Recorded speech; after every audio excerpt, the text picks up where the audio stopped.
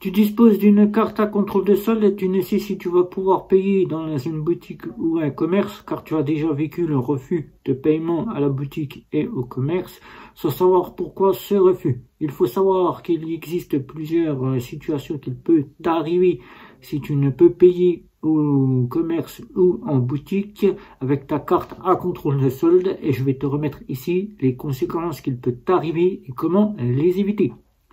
Tu as une carte à contrôle de solde car maintenant la plupart des banques en ligne et la plupart des banques traditionnelles classiques disposent de cartes à contrôle de solde, ou bien les banques traditionnelles classiques te remettent une carte à contrôle de solde.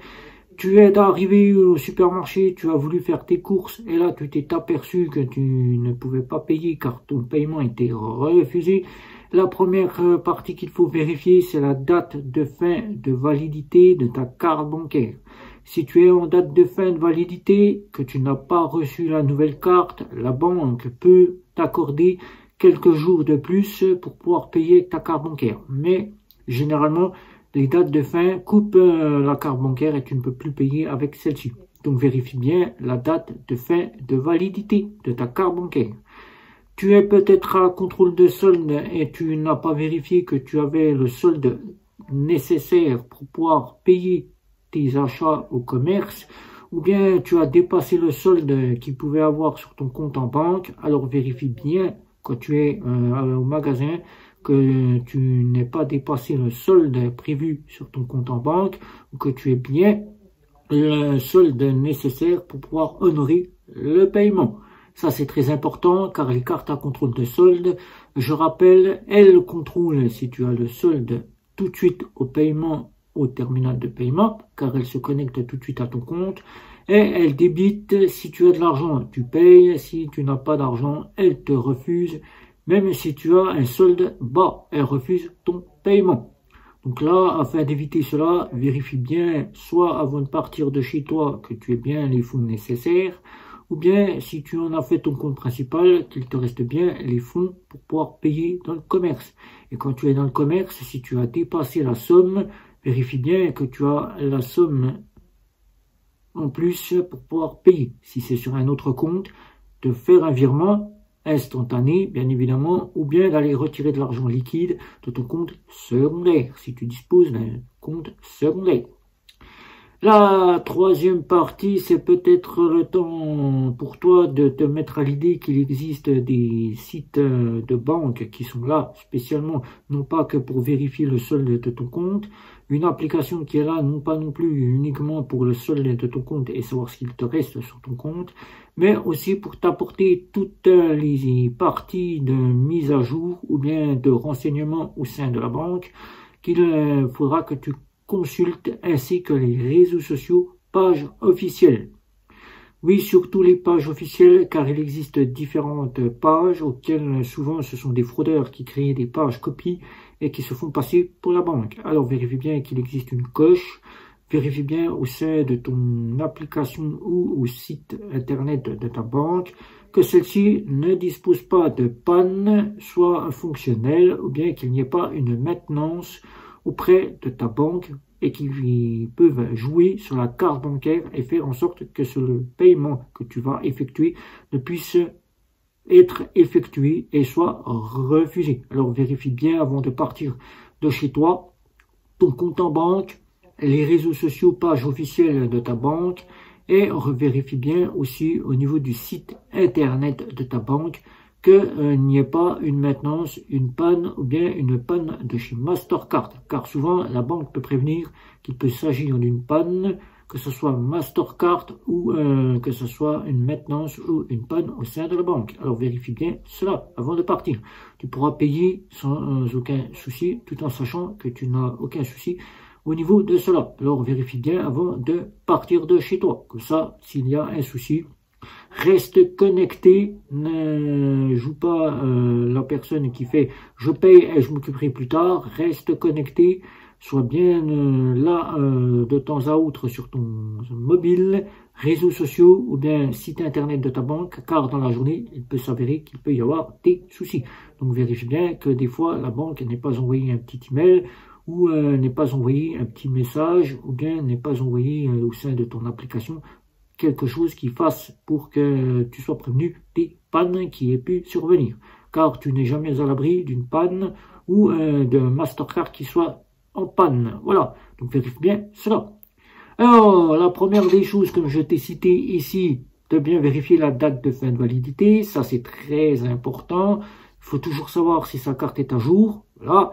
Ensuite, la deuxième partie, c'est de bien vérifier le solde de ton compte, comme je t'ai cité ici. Vérifie que tu aies bien l'argent nécessaire ou que quand tu sois dans la boutique, dans le commerce, que tu puisses rajouter la somme nécessaire au sein de ton compte en banque, si il le faut, afin que tu ne puisses pas être en refus de paiement à la caisse. La dernière partie que je t'ai citée ici, c'est d'être connecté aux réseaux sociaux, là et au sein de ta banque, que ce soit application ou un site internet, avant de partir et dans l'après-midi si tu dois effectuer des paiements. Mais la plus grosse partie que tu devras faire là, c'est d'être multibancarisé, car si tu subis un refus de paiement, que tu n'as pas d'autre choix, que c'est un souci de banque, ou bien que tu as été en demande de justification qui pourrait t'arriver, surtout au sein des néobanques et des fintechs, ou bien qu'il y a une panne au sein de ta néobanque, de ta fintech ou de ta banque, ou bien que le réseau Mastercard est en panne, moi je t'invite à être multibancarisé, c'est la chose la plus importante, avoir une carte de secours, réseau Mastercard ou réseau Visa. Si tu disposes de Visa, soit avec Visa. Si tu disposes de Mastercard, soit avec Mastercard. Comme ça, tu auras une carte de secours. Au cas où si Mastercard est en panne, Visa prendra le relais de ta banque secondaire ou de ta fintech secondaire. Sois bien sur l'un ou l'autre réseau et aie bien mis de l'argent sur ces cartes bancaires, sur ton compte en banque de chaque partie, que tu puisses ne pas être à court et arriver à la boutique ou au commerce et attendre 5 à 10 minutes le temps que faire le virement et de faire attendre les clients qui peuvent parfois avoir une queue du côté de la caisse et auxquels les gens peuvent râler et peuvent avoir une perte de temps. Donc prépare bien tout cela et au cas où ça t'arrive au commerce ou en boutique, tu pourras payer tout de suite avec ta carte secondaire. Donc voilà, je t'ai donné quelques conseils pour éviter les paiements qui peuvent être directement refusés, mais aussi ce qu'ils peuvent faire très rarement, mais ça c'est plutôt du côté des fintech et des néobanques. Rappelle-toi bien que ce n'est pas là pour faire des choses que tout le monde peut faire, c'est-à-dire que du virement pour que la banque pense que tu sois une personne qui blanchit de l'argent afin de voir bloquer ton compte en banque. Et le jour où tu payes, que tu sois là et que là tu n'aies pas pris le temps de vérifier tes emails et arriver dans le commerce, paiement refusé et que le banquier te fasse parvenir ou bien que tu regardes tes emails à la suite, que tu t'aperçoives que c'est une demande de justification ou une demande de clôture. Alors afin d'éviter cela, pour éviter que ça ne t'arrive et que tu ne puisses pas payer, eh bien respecte bien les conditions générales. Ça sera la dernière partie qui sera très, même plus qu'importante. Si tu respectes bien tout cela, eh bien tu auras donc une bonne gestion de ta carte bancaire et tu éviteras les refus de paiement. La partie aussi là, que je vais te citer, qui sera aussi la dernière partie. Si tu disposes d'un découvert, sache bien que le découvert, ça peut être la banque qui te l'a accordé, ou bien que tu vas réussir à avoir un découvert grâce à la fameuse néobanque. Je parle banque en ligne, car souvent on les appelle les néobanques, je dirais Bourse Banque, ou encore Fortuné, ou encore autres.